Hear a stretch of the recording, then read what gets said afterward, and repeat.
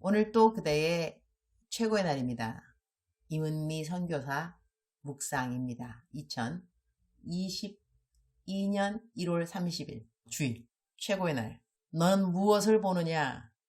예레미야 24장.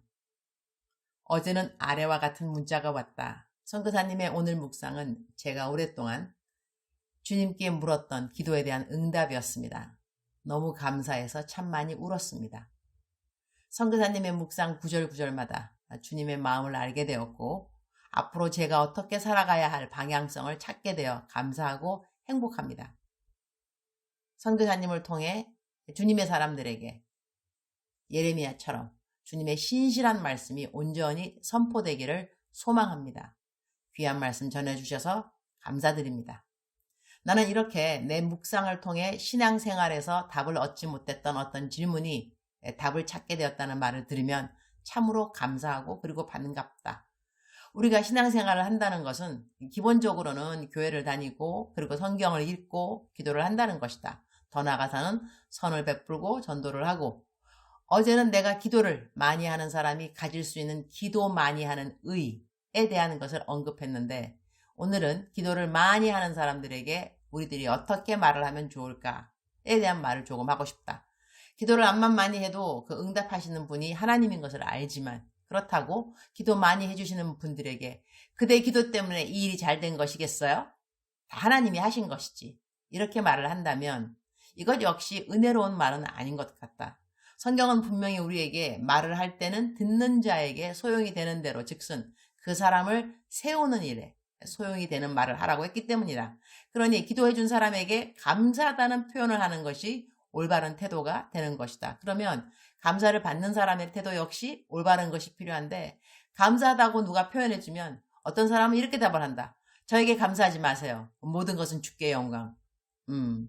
분명 맞는 말이긴 한데 참 썰렁하지 않은가? 아니 내가 감사하다고 말을 하는데 그렇게 상대편이 답을 하면 사람이 무안해지지 않겠는가? 감사를 받으면 다시 감사로 답하는 것이 좋은 것 같다. 성경은 감사로 제사를 지내는 자가 여호와를 영화롭게 한다고 하셨으니 우리가 서로 감사하면 주님이 영광을 받는 것은 당연한 것이다. 그러니 굳이 그렇게 감사하는 사람 무안하게 답하지 않고 네 그렇게 감사하다고 해주시니 참 감사하네요. 우리 주님 다 도와주셨지요. 이렇게 말하면 말의 느낌이 어떠한가? 같이 신앙생활을 해도 참 사람마다 다르다. 그런 생각도 하게 된다.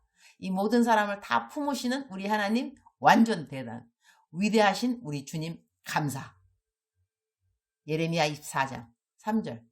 여호와께서 내게 이르시되 예레미야야 내가 무엇을 보느냐 하시매 내가 대답하되 무화과 이운데 그 좋은 무화과는 극히 좋고 그 나쁜 것은 아주 나빠서 먹을 수 없게 나쁘나이다. 나쁘니이다 하니 Then the Lord asked me, What do you see, Jeremiah? Figs, I answered. The good ones are very good, but the poor ones are so bad, they cannot be eaten.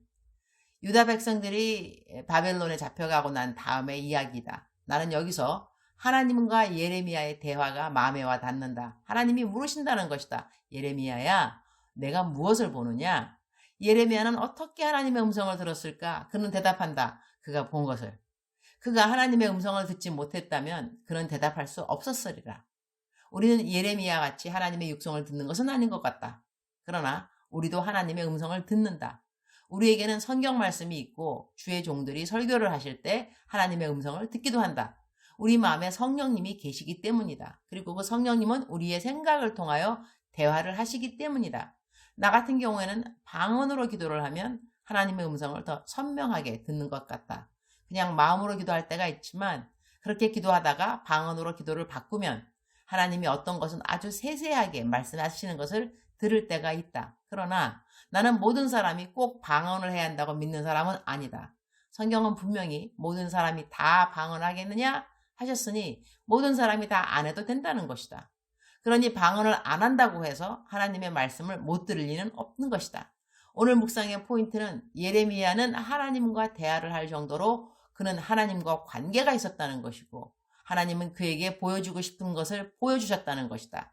오늘 하나님은 나에게 유니스야 너는 무엇을 보느냐? 라고 물으시면 나는 무엇이라고 대답을 해야 할까? 이 땅에서 요즘 내가 보는 것은 무엇일까? 하나님은 왜 나에게 지금 보는 것들을 보게 하시는 것일까? 예레미야에게 보라고 하셨고 그 본 것을 설명해 주신 우리 하나님.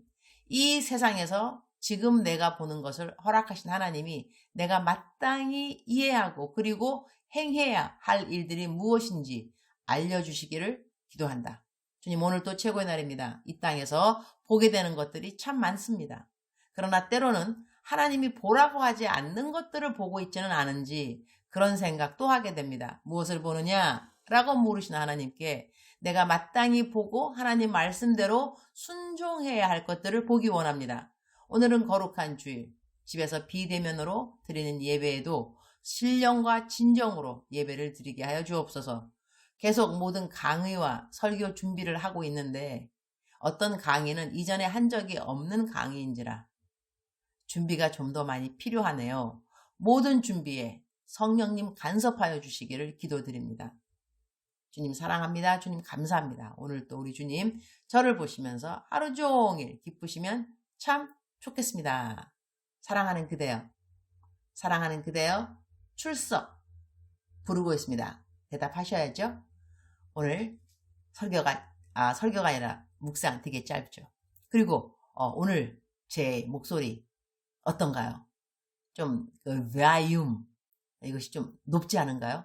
어떤 분이 제가 이 녹음할 때 좀 소리가 작아서 그 소리를 키우고 난 다음에 제 묵상을 들어야 한다면서 저한테 마이크로폰 스피커를 선물해 주셨습니다. 너무 감사드립니다. 어때요? 좀 더 크게 들리나요? 그랬으면 좋겠습니다. 오늘 제가 이 묵상이 좀 짧은 이유 중에 하나는 뭐냐면 제가 어떤 example 하나를 쫙 썼는데 좀 되게 길게 적었어요. 그런데 다시 한번 좀 기도를 해보니까 남을 좀 뭐랄까 판단하는 거랄까.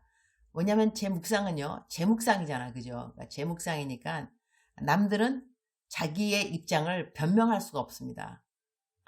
우리가 한국 속담에 부엌 가서 들으면 며느리 말이 옳고 안방 가서 들으면 이 시어머니 말이 옳다는데 저는 제가 묵상을 올리기 때문에 주관적일 수밖에 없습니다. 객관적이 아니고. 그리고 나를 사랑하시는 분들이 제 묵상을 읽기 때문에 다 내 편이 될 겁니다. 그죠? 그 다음에 내가 말하는 그 사람이 좀 나쁜 사람이네 이렇게 될 수 있지만 그 사람이 나쁜 사람이 아닐 수도 있죠. 그 사람의 말을 듣는다면. 그렇기 때문에 제가 어떨 때는 사람들과 나의 어떠한 경험 같은 것을 올릴 때 참 조심해야 된다는 생각이 있습니다. 오늘 같은 경우는 어떤 사람이 저를 좀 판단한 케이스였어요.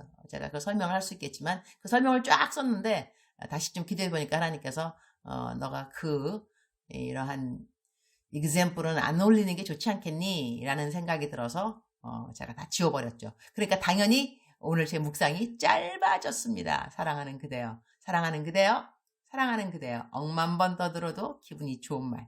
들으면 들을수록 더욱더 힘이 생기는 말. 사랑하는 내 딸아, 사랑하는 내 아들아, 오늘도 나는 너와 함께한다. 그리고 오늘 제 묵상의 말씀을 생각한다면 하나님은 그대에게 말씀하시는 하나님이십니다. 말씀하시는 하나님이시라니까요. 우리가 신앙생활하면서 한 번도 나는 하나님이 나한테 말씀한 거 한 번도 들은 적이 없어요. 이렇게 말하면 좀 곤란해집니다. 육성이 아닙니다. 하나님께서 우리들에게 육성으로 사랑하는 누구야? 분명히 예레미야 같은 경우는 예레미야야 너는 무엇을 보니? 이렇게 말씀하셨는데 그 말씀이 그러니까 육성, 누구야? 너는 오늘 뭐 하고 있니? 뭐 이렇게 육성이 아니라 할지라도 왜 우리가 잘못된 일을 하고 이렇게 마음이 걸리는가 하면 누군가가 말하는 것 같은 거 마음으로 들려오는 생각 있잖아. 너 지금 뭐 해?